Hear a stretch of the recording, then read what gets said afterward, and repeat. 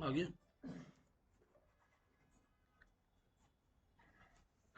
देखो, हम लोगों ने लास्ट क्लास में मोंगोडीबी पढ़ा था, और मोंगोडीबी से हमने कुछ ऑपरेशंस भी करके देखे थे कंपास के ऊपर।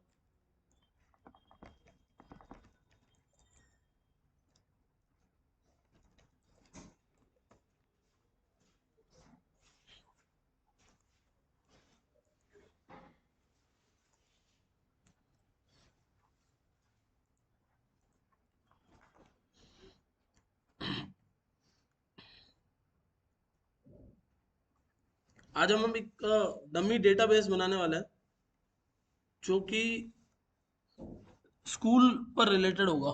स्कूल मतलब पता है ना आप लोगों को? ठीक है, गुड।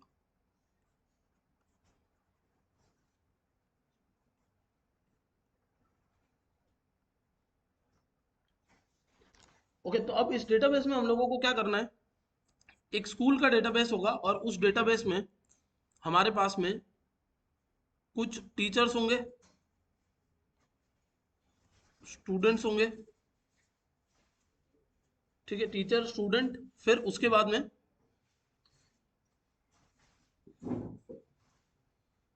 हम एक और रखेंगे, क्लासेस रखेंगे। ठीक है, टीचर स्टूडेंट क्लासेस और फीस, ये चार चीज़ों पे हम लोगों को काम करना है। ठीक है, अब इन चार चीज़ों में मैं आपको मोटा मोटा पहले आइडिया दे देता हूँ कि किस तरीके से ये चारों चीज़ें काम करेगी। तो सबसे पहले हमारे पास कुछ टीचर्स होंगे, जिनमें टीचर का नाम होगा, टीचर का फादर नेम होगा, टीचर का नेम, फादर नेम, टीचर का लास्ट नेम, फिर टीचर की डीओबी, डेट ऑफ बर्थ, फिर टीचर का जेंडर, और क्या रखोगे? सैलरी, कॉन्टैक्ट नंबर, सैलरी, और क्वालिफिकेशन वगैरह बहुत कुछ और मतलब हो सकता है। और ये हो गया नाम, टीचर, एड्रेस आ गया। ठीक है, आप लोग बोल रहे हो इसलिए क्वालिफिकेशन भी रख लिया। ठीक है, अब एक टीचर के इन सारे डिटेल्स में, प्रशांत कहाँ चला गया? तो एक टीचर के ये सारी ये सारे डेटा के अंदर सबसे ज्यादा यूनिक क्या है, मतलब इन सब में यूनिक क्या है?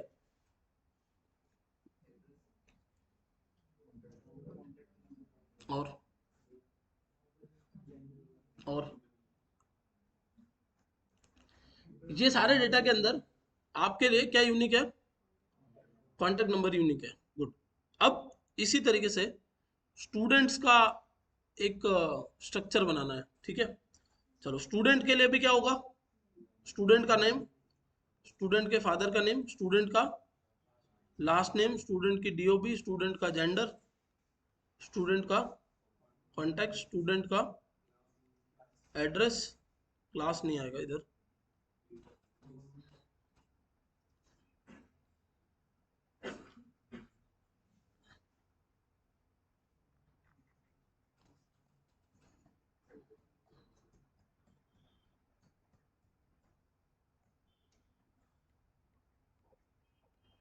स्टूडेंट का एड्रेस हो गया। ठीक है, अब यहाँ पर क्वेश्चन ये है, वहां वाले डेटा में टीचर का कॉन्टैक्ट नंबर यूनिक था। ठीक है, यहाँ वाले डेटा में क्या यूनिक रखोगे? ईमेल भी है मान लो, तो स्टूडेंट्स के डेटा में यूनिक क्या होगा?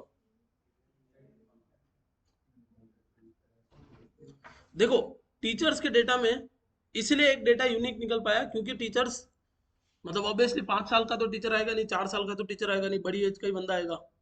बट स्टूडेंट्स के डेटा में आप किसी भी चीज को यूनिक नहीं बोल सकते हो। क्यों नहीं बोल सकते प्रेम? क्या?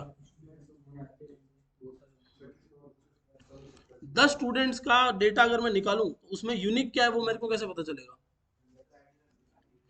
देखो, 2 स्टूडेंट के नाम सेम हो सकते हैं, बहुत रेयर केस में पापा का नाम भी सेम हो सकता है, और लास्ट नेम भी सेम हो सकता है।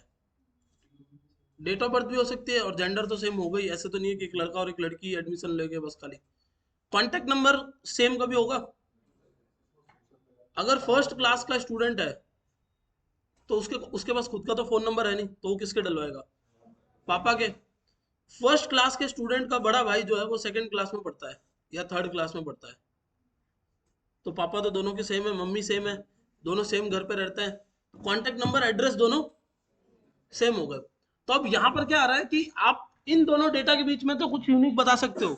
जैसे आप बोल सकते हो कि सर इन दोनों का डीओ भी अलग अलग हो सकता है, इन दोनों की एज अलग अलग हो सकती है, डीओ भी अलग अलग हो सकता है, इन दोनों का हो सकता है एक भाई और एक बहन है तो जेंडर अलग हो सकता है। बट मैं जब सारे डेटा को देख रहा हूँ तब सारे डेटा में कुछ एक ही ऐसी चीज होनी चाहिए जो सब में यूनिक हो। ऐसा तो यहाँ कुछ नहीं है। तो उसके लिए आपको क्या चाहिए होता है? आपको चाहिए एक यूनिक डेटा जो कि होगा आईडी। ठीक है, ये आईडी हर चीज के साथ में अटैच करोगे आप। मतलब टीचर्स की भी क्या होगी? आईडी होगी, स्टूडेंट्स की भी आईडी होगी। हर एक डेटा की अपनी एक एक क्या बनती जाएगी? आईडी बनती जाएगी। टीचर्स की अपनी आईडी होगी, स्टूडेंट्स की अपनी आईडी होगी। इसी तरीके से हम जो भी मेंटेन कर रहे हैं हर चीज की क्या बनेगी? एक आईडी बनेगी। आईडी क्यों बना रहे हैं हम लोग? Because this is unique. ये क्या है आपका? यूनिक है। एंड इस चीज को, आईडी को आप बोलोगे प्राइमरी की। ठीक है, आईडी को आप क्या बोलोगे? प्राइमरी की। तो स्टूडेंट्स के डेटा में आईडी क्या रहेगी?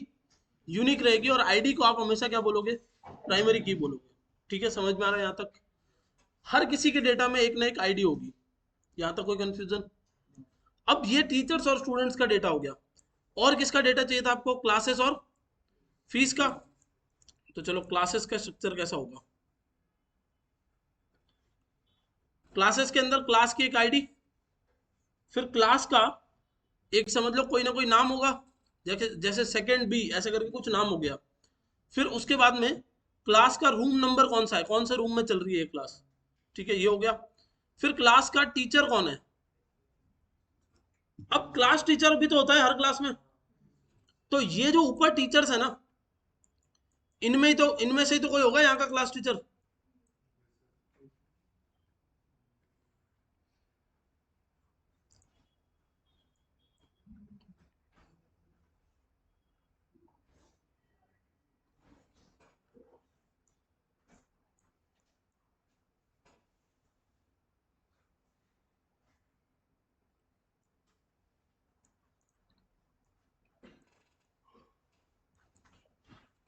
ये जितने टीचर्स हैं उनमें से ही कोई इनका क्लास टीचर होगा। ठीक है, तो आईडी, नेम, रूम और टीचर, ये आ गया यहां तक। अब मान लो कि और क्या क्या लिखो रखोगे क्लास के अंदर। तो टाइम आपने रख लिया यहाँ पर कि कितने बजे होने वाला है। नंबर ऑफ स्टूडेंट्स नहीं आएंगे इधर, टाइम आ गया। इसको हम बोलेंगे C I D. C I D वो टीवी पे आता था वो नहीं, ये क्लास आईडी, ये टीचर आईडी और ये स्टूडेंट आईडी। इस तरीके से हम इसको जानेंगे। ठीक है, so now the thing is कि क्लास का टीचर कौन है ये कैसे पता लगाएंगे। तो ये पता लगाने के लिए हम क्या करने वाले हैं, देखना अच्छे से। हम यहां से एक टीचर का नाम नहीं लिखेंगे इधर लाके। ठीक है, आप वहां से यहाँ टीचर का नाम नहीं लाओगे, क्योंकि नाम तो एक ऐसी चीज है जो कभी भी बदली जा सकती है। नाम, ईमेल, कांटेक्ट, ये तो कभी भी चेंज हो सकता है ना। तो आप क्या करोगे? आप इस दोनों, इन दोनों चीजों के बीच में एक रिश्ता बनाने के लिए, इन दोनों चीजों के बीच में क्या बनाओगे? एक रिलेशन बनाने के लिए क्या करोगे? उस डॉक्यूमेंट से, ये जो पूरा आपका डॉक्यूमेंट है टीचर्स वाला, उस डॉक्यूमेंट से जो मोस्ट इंपॉर्टेंट चीज है वो कौन सी है? दिस इज योर प्राइमरी की। उस प्राइमरी की को लाके कहां सेव करवाओगे? इसके अंदर सेव करवाओगे। मतलब आप टीचर का नाम नहीं लेके आओगे, आप टीचर की क्या लेके आओगे? आईडी लेके आओगे, क्योंकि दो टीचर के नाम सेम हो सकते हैं ना। तो टीचर का नाम लेके आए आप, जैसे समझ लो राकेश नाम है टीचर का, तो आप टीचर का नाम लेके आए तो क्या होगा? आप अगर बोलते हो कि फर्स्ट क्लास का टीचर राकेश है और इस टेबल में से राकेश की एंट्री निकालो, और उस स्कूल में दो राकेश पढ़ाते हैं, तो किसकी एंट्री निकालोगे? क्वेश्चन समझ में आ रहा है मेरा क्या है? आपने बोला कि एक क्लासरूम है फर्स्ट बी, इधर से निकाल दिया क्लासरूम का नाम, तो नाम क्या, क्लासरूम के नाम के साथ में आपने टीचर का नाम देखा, नाम क्या था? राकेश। तो आपने बोला कि राकेश की डिटेल्स यहां से निकालो। अब राकेश नाम के यहाँ दो टीचर है, तो किसकी डिटेल्स निकालोगे? तो इसीलिए हम क्या करेंगे, हम उसकी प्राइमरी की को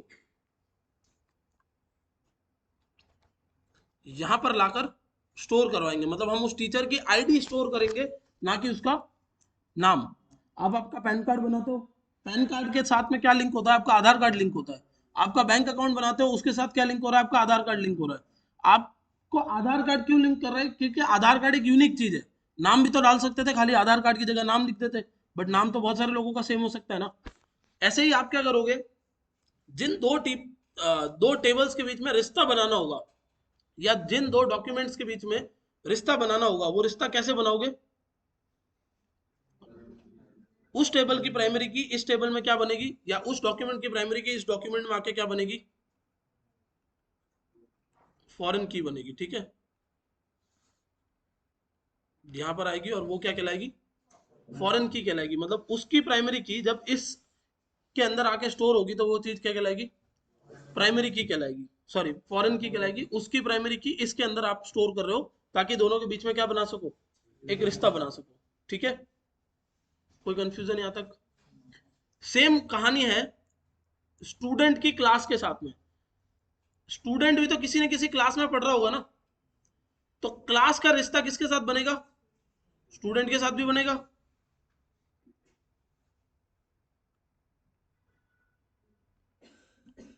क्लास का रिश्ता स्टूडेंट के साथ भी तो बनेगा। तो उस केस में स्टूडेंट के अंदर आप क्या करोगे, एक क्लास आईडी स्टोर करवाओगे। क्या स्टोर करवाओगे? क्लास आईडी, जिससे ये और ये इधर मैच हो जाए। समझ गए? तो अब आप किसी भी स्टूडेंट को पकड़ के उसकी क्लास निकाल सकते हो, और उसके क्लास टीचर को निकाल सकते हो। मतलब स्कूल से बाहर निकालने की बात नहीं कर रहा हूँ, डेटा निकालने की बात कर रहा हूँ।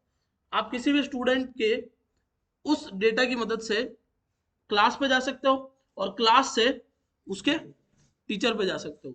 ये है रिलेशन, जिसमें आप मल्टीपल मॉड्यूल्स के बीच में क्या बना रहे हो? एक रिश्ता बना रहे हो, जिसमें एक मॉड्यूल दूसरे मॉड्यूल से किसी न किसी रिश्ते से जुड़ा हुआ है। रिश्ते बहुत सारे अलग अलग टाइप के हो सकते हैं। जैसे रिलेशंस जो होते हैं, वो किस किस टाइप के होते हैं? तो रिलेशन, जब आप ए से बी की बात कर रहे हो, ठीक है, यहाँ पर हम ए से बी की बात कर रहे हैं, तो हैज वन का एक रिलेशन हो सकता है। हैज वन का मतलब क्या होता है कि ए हैज वन, जैसे हम यहाँ पर बात करेंगे टीचर, यहाँ पर हम बात करेंगे क्लास और टीचर की। तो क्लास हैज वन टीचर, किसी क्लास का एक टीचर होगा, मतलब उस क्लास का जो क्लास टीचर होता है, मेन टीचर। तो ये रिश्ता कैसा है? हैज वन वाला रिश्ता है, जिसमें हम यहाँ पर किसकी बात कर रहे हैं? क्लास टीचर की बात कर रहे हैं। बट अगर इसी क्लास का रिश्ता स्टूडेंट से होगा, तो वो रिश्ता क्या कहलाएगा? Has many. और क्लास हैज मैनी स्टूडेंट, एक क्लास के अंदर बहुत सारे स्टूडेंट है, तो दूसरा रिश्ता क्या है? हैज मैनी का। अब आप क्या कर रहे हो, आप लेफ्ट टू राइट देख रहे हो। यहाँ सारे रिश्ते आप कैसे देख रहे हो? लेफ्ट टू राइट, मतलब आप इसकी नजर से इसको देख रहे हो, ठीक है। बट अगर आप उल्टा देखोगे, मतलब कि आप टीचर की नजर से क्लास को देखोगे, तो रिलेशन कैसा बनेगा? तो रिलेशन बनेगा belongs to one. Belongs to one का मतलब क्या होता है? Teacher belongs to a class, मतलब टीचर किसी क्लास का है, ठीक है। ये रिश्ता किसका किससे बन रहा है? टीचर का क्लास से।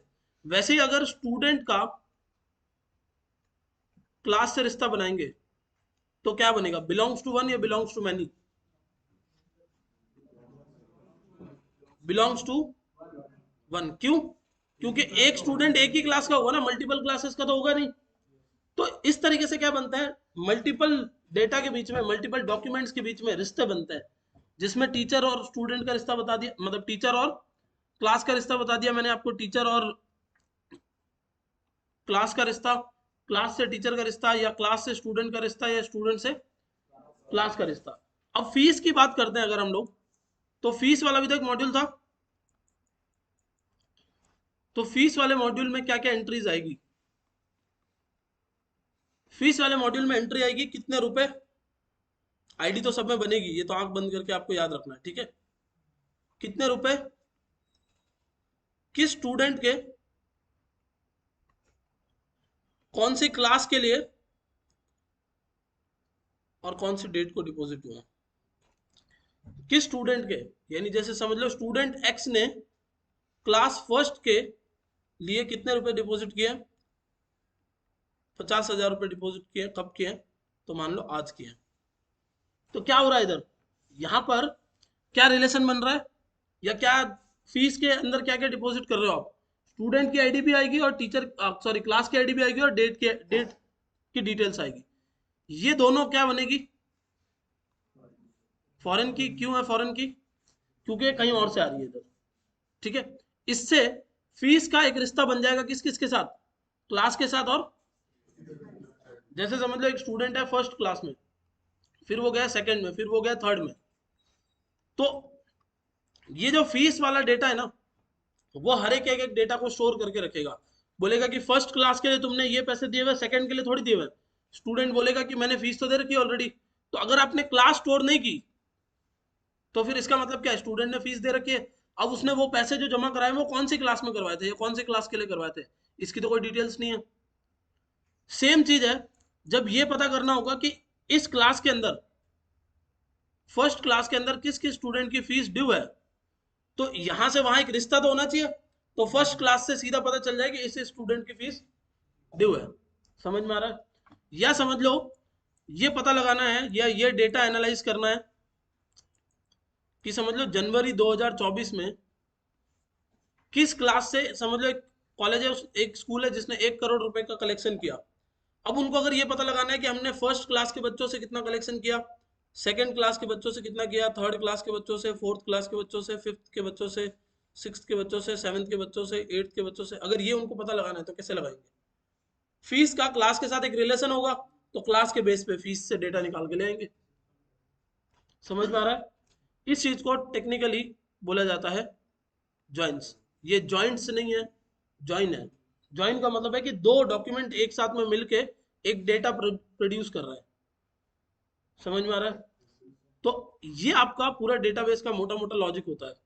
डेटा स्टोर करते हो आप, उस डेटा के रिश्ते में किसी और डेटा को स्टोर करते हो, उस दो डेटा का मिलाकर एक किसी से भी रिश्ता बन सकता है।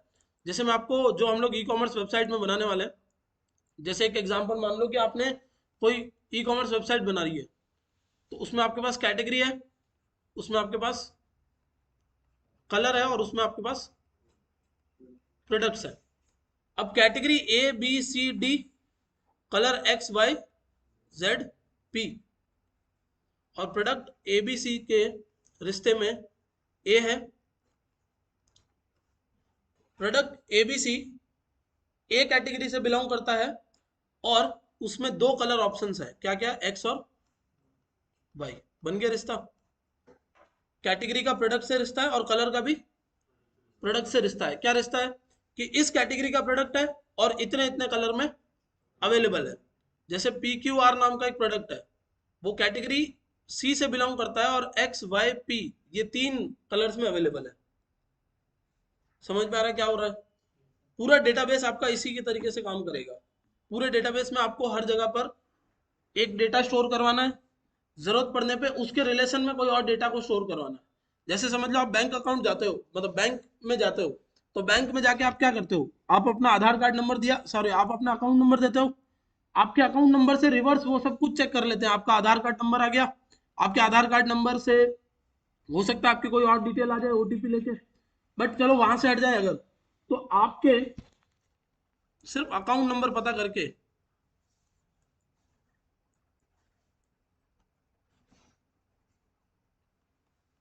वो आपको ये बता सकता है कि आपको कौन कौन से कार्ड मतलब एलोकेटेड है, आपको कितने क्रेडिट कार्ड मिले हुए हैं उस बैंक से, या कितने आपको डेबिट कार्ड मिले हुए हैं, कब कब आपको डेबिट कार्ड मिला, कब आपका डेबिट कार्ड एक्सपायर हुआ, कब क्या हुआ। तो अकाउंट्स की एक टेबल है या अकाउंट्स का एक डॉक्यूमेंट है, डेबिट कार्ड का है, क्रेडिट कार्ड का है, ठीक है, और लोन्स का भी है। इन सब चीजों में कॉमन क्या होगा, आपके अकाउंट नंबर। डेबिट कार्ड में भी अकाउंट नंबर जुड़े हुए होंगे, क्रेडिट कार्ड में भी होंगे और लोन में भी होंगे। तो आप अपने बस अकाउंट नंबर दोगे और वो आपको क्या बताएगा कि आपके ये डेबिट कार्ड, ये क्रेडिट कार्ड और ये लोन चल रहा है।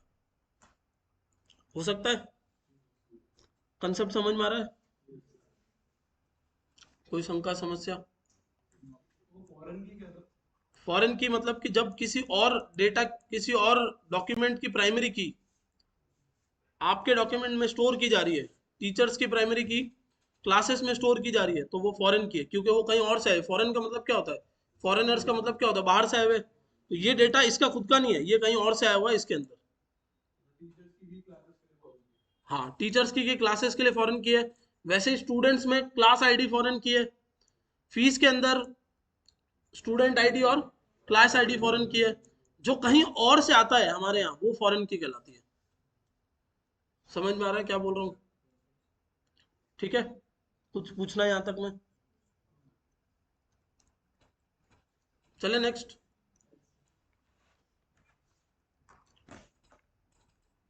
अब एक डेटाबेस बनाते हैं हम लोग, कमांड लाइन से लिखोगे तो ज़्यादा याद याद रहेगा। यूज स्कूल, ठीक है, स्कूल का एक डेटाबेस बनना चाहिए इधर। और इस डेटाबेस के अंदर हम लोग डॉक्यूमेंट क्रिएट करेंगे सबसे पहले। कहाँ है? गर्मी कैसे लग रही है?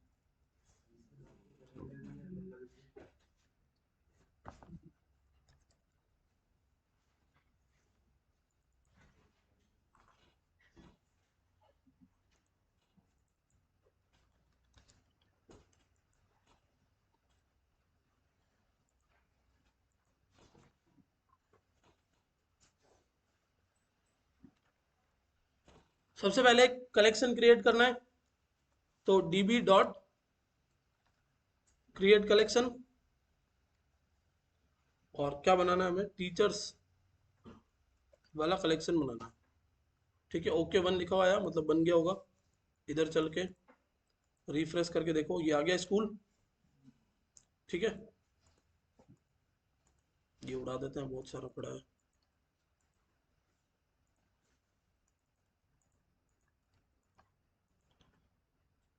ये स्कूल का आ गया टीचर्स। अब हमें क्या करना है, टीचर क्रिएट करना है। तो टीचर इंसर्ट करने का कमांड क्या है, db dot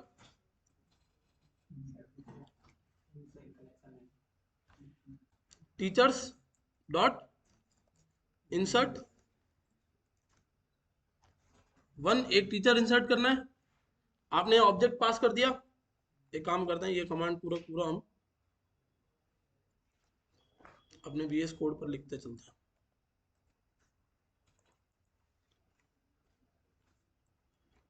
db dot, but यहाँ ये सजेशंस नहीं देगा है।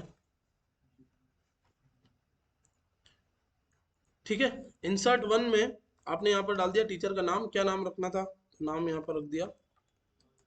और फिर आपको क्या क्या डिटेल स्टोर करनी है, तो मिनिमिस्टिक डिटेल्स अभी हम लोग स्टोर कर लेते हैं। सीधा आ जाते हैं हम लोग दो चार चीज़ों पर। तो नेम, जेंडर, क्योंकि मेन हमें यूनिक डेटा पे जाना है। डेट ऑफ बर्थ,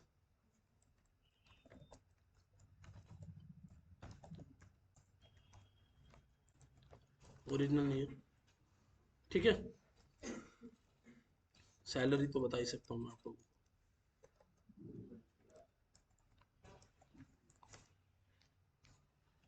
कितना, 10,000 लिख दिया कि 1 लाख लिख दिया? 10,000 है, ठीक है। तो नेम, जेंडर, एज, सैलरी, ये आपने कुछ डिटेल स्टोर कर दी। एक कॉन्टेक्ट नंबर हम लोग यहाँ डाल देते हैं। Done?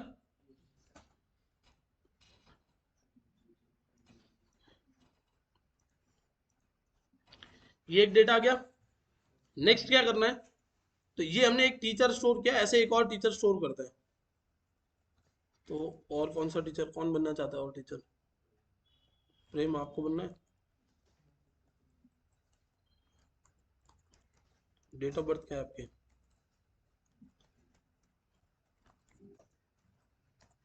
1910 तो ज्यादा हो जाएगा। ठीक है, प्रेम की सैलरी 1 लाख कर सकते हो। डन। एक और आ गया रिकॉर्ड। तो दो, हाँ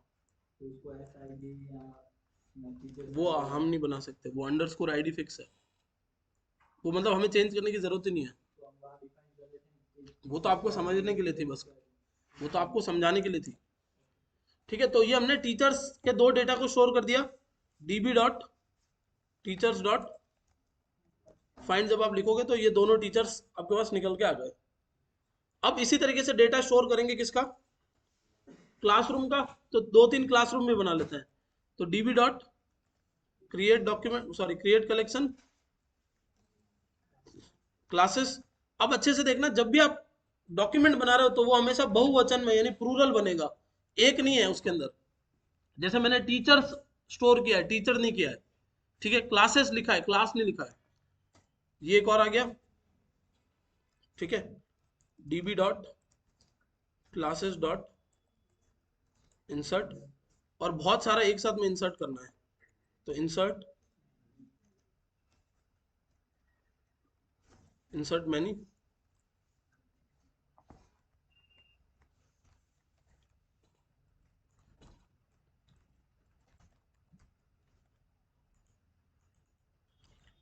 ये टर्मिनल की सबसे बड़ी दिक्कत है ना।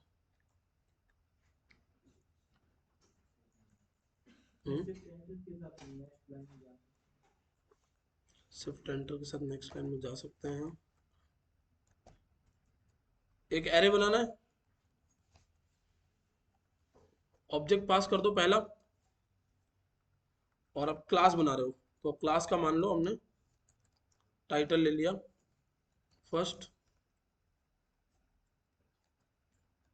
सेक्शन बी, और क्या चाहिए और क्या स्टोर करोगे? Room number. तो आपने रूम नंबर स्टोर कर दिया, 4 में ये क्लास हो रही है। फिर अब आता है इसमें टीचर। जब टीचर स्टोर करना है तो कैसे स्टोर करोगे? टीचर की ये जो आईडी है ना, ये आपको दिख रही है पूरी, यहां से ये ऑब्जेक्ट आईडी करके, तो आपको ये पूरा पूरा उठा के यहां से ऑब्जेक्ट आईडी और ये पास कर देना है। हमें इतना कुछ करना नहीं पड़ेगा, डोंट वरी, ये तो मैं अभी आपको बस समझा रहा हूँ। और ये भी मैं वैसे जनरली फर्स्ट टाइम ही समझा रहा हूँ, क्योंकि पहले तो मैं सीधा आपको नोट जेएस पे लेके जाता हूँ, बट मैं इस बार एक्सपेरिमेंट करके देख रहा हूँ कि आप लोगों को इससे कैसा समझ आता है। ठीक है, तो टाइटल, सेक्शन, रूम नंबर और ये आ गए।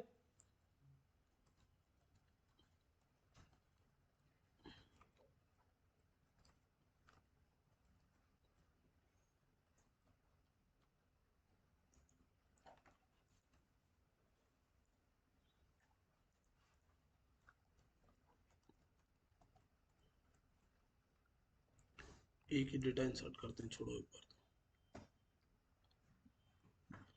ठीक है, ये डेटा इंसर्ट हो गया।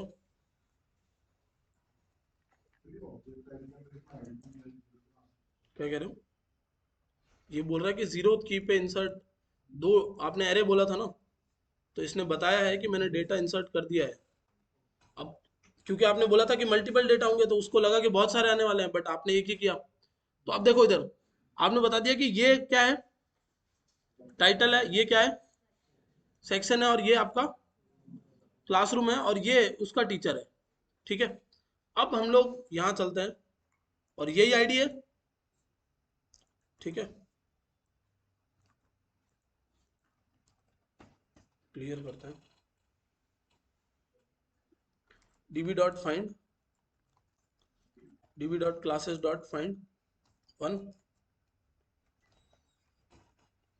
अंडरस्कोर आईडी, यहाँ फिल्टर लगा रहा हूँ। ठीक है, जिसकी आईडी ऑब्जेक्ट आईडी से इससे मैच करती है, उसको निकाल के लाओ, तो ये क्लास आ गई। अब इस क्लास का जो टीचर है उसकी डिटेल्स भी आपको साथ में चाहिए, तो ये कैसे निकालेंगे हम लोग, ट्राई करते हैं, चलो।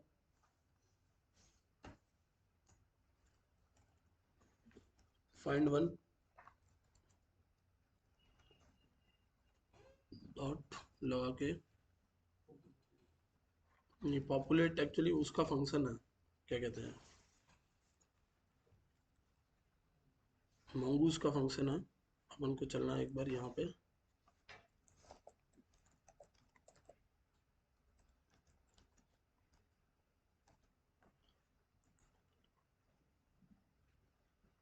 इंसर्ट करवा दिया। इंसर्ट करवाने के बाद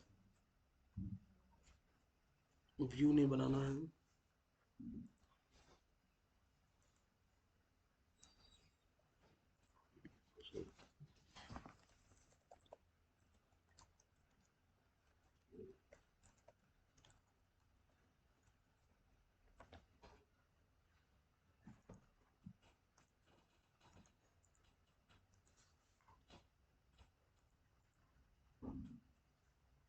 मंगूस पे तो है।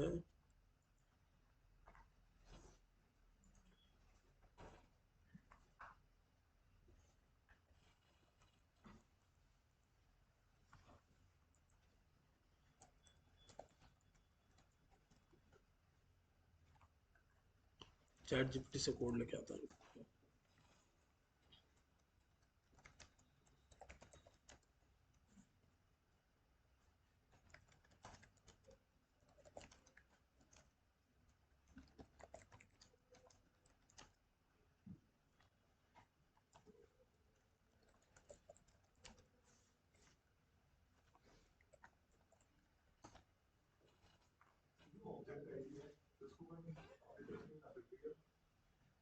क्या कह रहे हो? हम्म। नहीं, ये आप अपनी तरफ से बना रहे हो, उसका मतलब क्या है कि जैसे समझ लो आपका स्कूल है या आपका कॉलेज है, वहां पर 4 रजिस्ट्रेशन डेस्क लगे हुए हैं, 4 लोग बैठे हैं। अब सबसे लास्ट टाइम पे जैसे अनुकृति, प्रेम और ऐसे करके 4 लोगों ने अपने रजिस्ट्रेशन डेस्क लगा रखा है।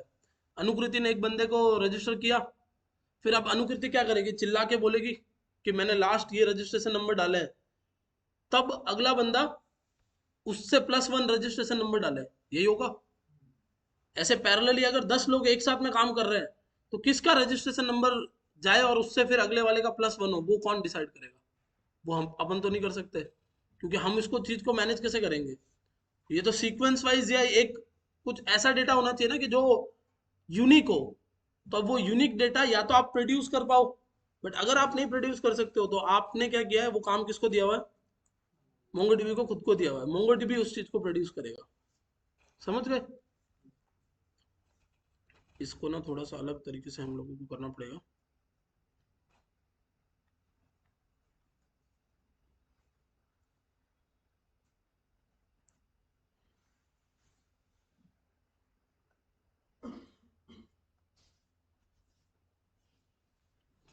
हम्म, देखो, कोई बात नहीं, यहाँ तक समझो एक बार। जैसे समझ लो कि यहाँ क्या हुआ है कि अभी आपने क्लासरूम्स में से एक ये क्लासरूम फाइंड किया। अब इसके बेस पे हमें क्या करना है, हमें इसके जितने भी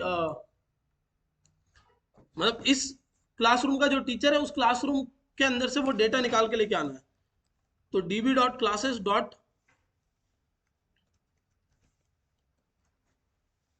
एग्रीगेट करके आप क्या कर सकते हो, अपना खुद का एक कोड बना सकते हो जो यहाँ लिखा हुआ है, जो कि एक्चुअली कॉम्प्लेक्स है। बट मैं ये इतना कॉम्प्लेक्स आपको समझाना भी नहीं चाहता हूँ, क्योंकि डे 1 पे आपको समझ भी नहीं आएगा उतना इजीली।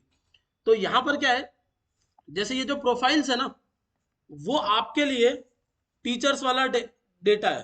मतलब इसको कोड को अपन एक काम करते हैं, यहाँ लिखते हैं डीबी डॉट यूजर्स, सॉरी क्या था, क्लासेस डॉट एग्रीगेट। अब ये क्या बता रहा है कि आप यहाँ पर एक एरे बनाओ, जिसमें आपने बोला लुकअप, और अब आपको बताना है कि कहां से लेके आना है डेटा। तो आपने बोला फ्रॉम, कहां से लेके आना है डेटा, टीचर्स। किस बेस पे लेके आना है, तो प्राइमरी की कौन, फॉरेन की क्या है और लोकल की क्या है, ये दो चीजें आपको बतानी है। फॉरेन की का नाम क्या है, तो फॉरेन की को आपने किस नाम से स्टोर किया है, टीचर नाम से। तो आप यहां पर बताओगे, ये कोड उठा लेता हूं एक बार यहां से, इसको एज इट इज लगा के दिखाता हूं।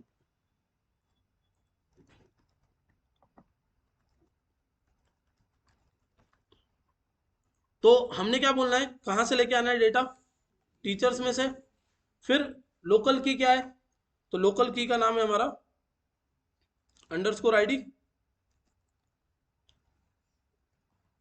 और फॉरेन की जो है हमारी, या हम वैसे इसकी बात कर रहे हैं ना, तो इसमें आईडी है टीचर, और फॉरेन की कहलाएगी अंडरस्कोर आईडी, क्योंकि वो उधर बनी हुई है, और एज टीचर्स। एक बार इसको ट्राई करें,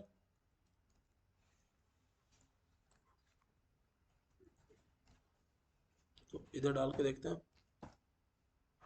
ये देखो क्या हुआ, आपने एक डेटा निकाला क्लास का, उस क्लास के साथ में, मतलब ये क्लास का एक डेटा आया है, उस क्लास के साथ में क्या आ रहा है, उस क्लास के साथ में उस टीचर का भी पूरा डेटा आ रहा है। मतलब टीचर ये था,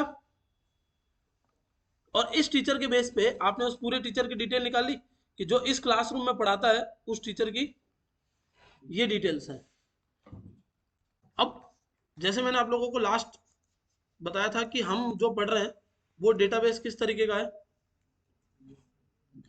नॉन रिलेशनल डेटाबेस है।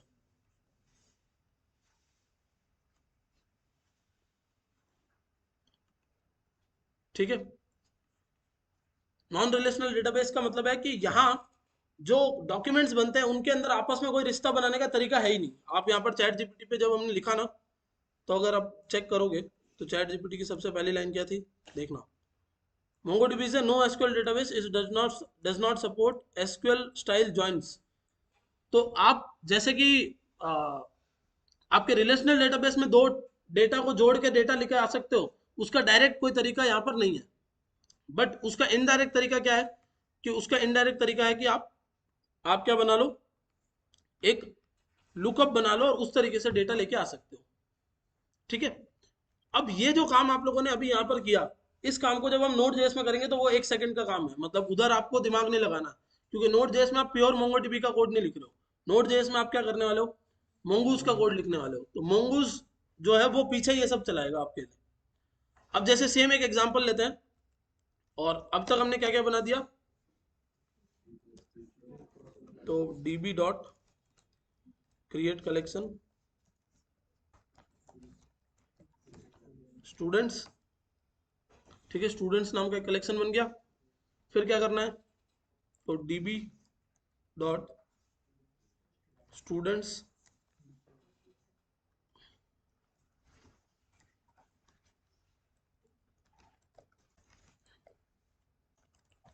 स्टूडेंट्स डॉट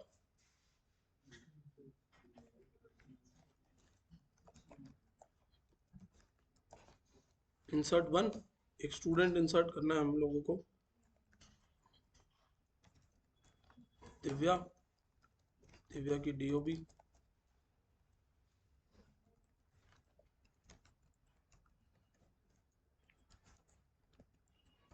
ठीक है, और क्या क्या चाहिए, जेंडर,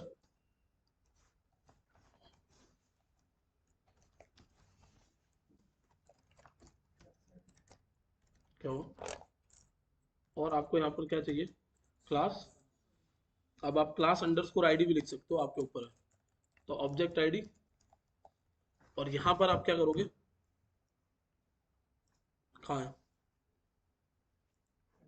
क्लासेस में से ये क्लास आईडी है, ये ले जाके यहाँ डाल दोगे। ये इंसर्ट करने का कमांड हो गया, चला के देखें इधर,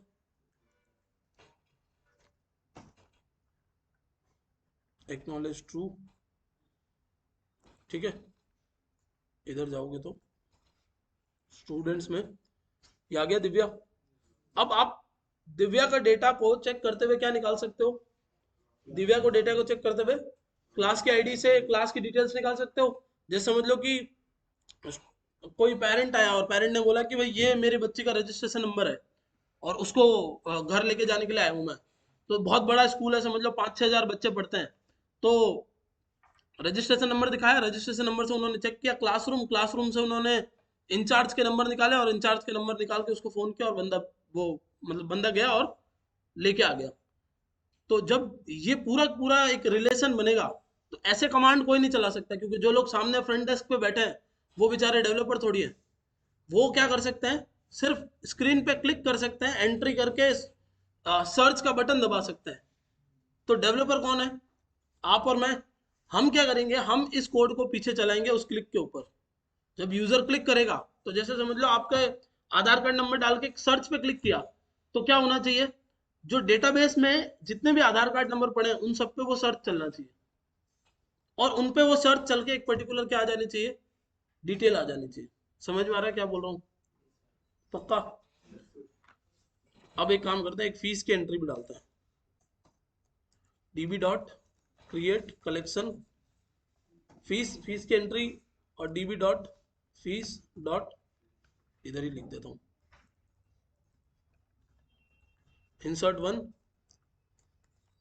यहाँ क्या क्या आएगा, तो अमाउंट कितना स्टोर किया था, 50,000, डेट क्या थी,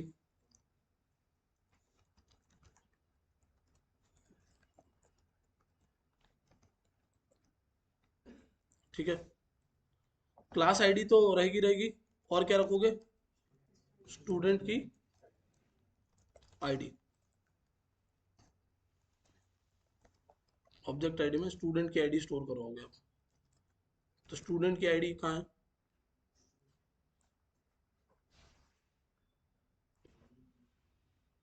यही है, दिव्या एक ही स्टूडेंट है, वही बेचारी पैसे देगी और कौन देगा। ठीक है, ये आ गया। आप क्या करोगे,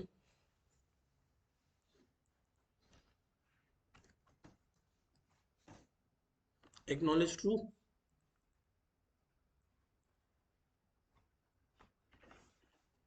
फीस, ये डिटेल्स आ गई। अब आप फीस की डिटेल के साथ में स्टूडेंट की और क्लास की डिटेल निकाल सकते हो। इवन जैसे आपने समझ लो एक और स्टूडेंट बना दिया, मैं यहाँ से अभी क्लिक करके बना देता हूँ, इंसर्ट डॉक्यूमेंट, क्या क्या डेटा चाहिए, ये क्लिक करके थोड़ा ज़्यादा टाइम लगेगा, अब यहाँ से जल्दी फास्ट होगा।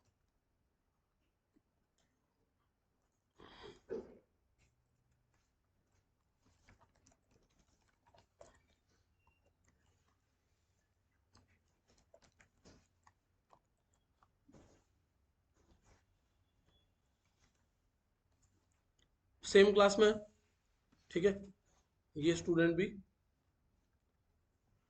उधर ही पढ़ रहा है, राहुल भी, ये एंट्री आ गई।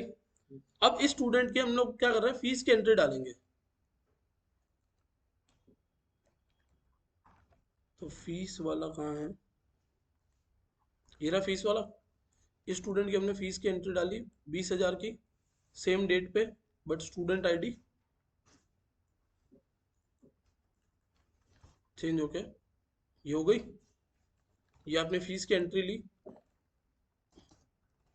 और यहाँ डाल दी।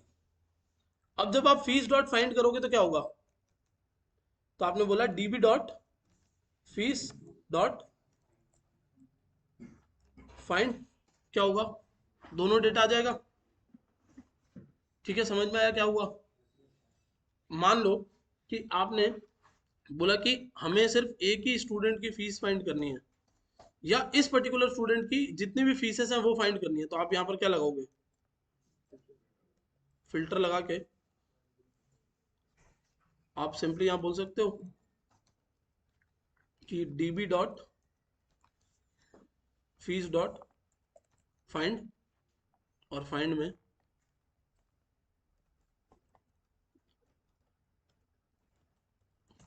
ये रख दिया,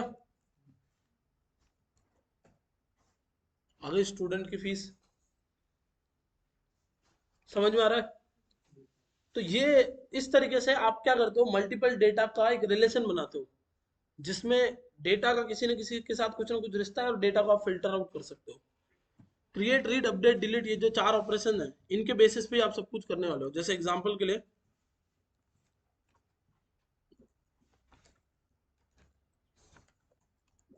डिलीट वन, फीस की एंट्री डिलीट कर दी उस स्टूडेंट की।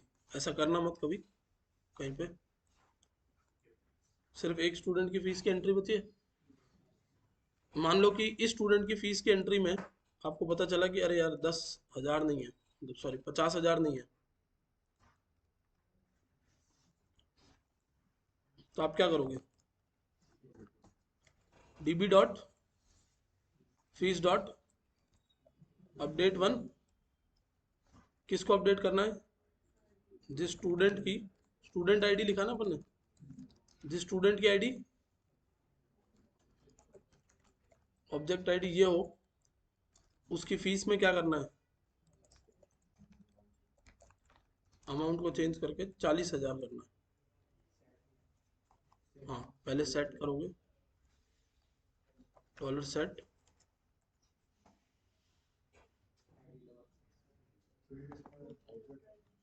यहाँ पर सिंगल कोट आएगा। ठीक है, मैच मॉडिफाई जीरो क्यों लिखा रहा है भाई? वो स्टूडेंट की एंट्री डिलीट कर दी क्या आपने?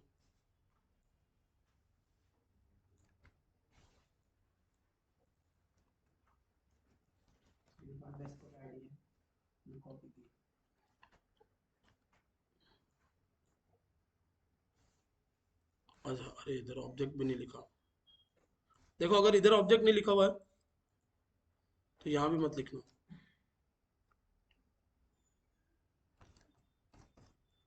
फिर यहाँ पर आप क्या करोगे? सीधा ही स्ट्रिंग लिखोगे, क्योंकि इस बार वो ऑब्जेक्ट जैसे गए नहीं है, वो किसके जैसे गया हुआ है। अब क्या दिक्कत आई इसको?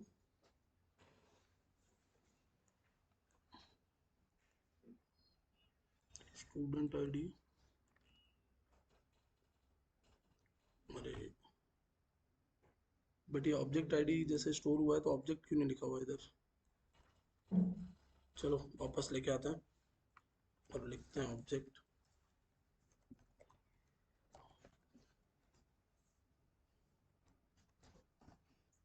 ठीक है, match found modified count one लिखा हुआ गया। इसकी फीस देखोगे तो जाके क्या हो जाएगी? 40,000। कंसेप्ट समझ में आ रहा है? यही हम लोगों को करना है, पूरा का पूरा रीड राइट अपडेट और डिलीट। ठीक है, और इसी तरीके से मल्टीपल डॉक्यूमेंट्स बनेंगे, मल्टीपल डॉक्यूमेंट्स के बीच में कोई ना कोई रिश्ता बनेगा और ये पूरा काम चलेगा आपका। ठीक है, अब हम लोग यूज करेंगे हमारे नोड जेएस को, और नोड जेएस की हेल्प से ऐसे डॉक्यूमेंट्स बनाएंगे और उनके अंदर डेटा इंसर्ट और अपडेट करवाएंगे। ठीक है,